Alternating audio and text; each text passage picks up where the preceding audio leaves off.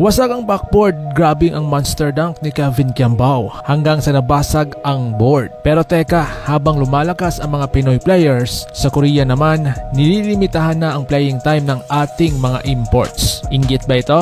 Kung trip mo po ang ganitong content, paiwan ng follow at pasubscribe na din. Tara, simulan natin. Mga ka-sports, isang nakakabaliw na eksena ang ginawa ni Kevin Kiambao sa court. Sa isang mabilis na transition play, umatake siya diretso sa rim, lumipad sa ere at binitawan ng isang napakalakas na slam dunk. Kaya yun, boom, hanggang sa mabasag ang backboard sa sobrang gigil ni KQ. Nagpalakpakan ang crowd, umingay ang arena at kahit mga kalaban napahanga sa power na ipinakita ni KQ. Kilala natin si Kiambao bilang isang versatile forward, may passing, may shooting at ngayon pinatunayan din niyang may lakas at athleticism na pang viral highlight reel. Habang sa ibang balita, habang ang mga Pinoy tulad ni KQ ay patuloy na umaangat at nagpapakita ng talento. Ibang kwento naman ang nangyayari sa labas ng bansa, lalo na sa Korean Basketball League or KVL. Alam naman natin na maraming Pinoy imports ang naglaro doon tulad ni Renz Abando, SJ Villanghel at RJ Avarientos. Napakalaki ang naging impact nila at kitang-kita ang mabilis na development ng kanilang laro. Pero dahil dito may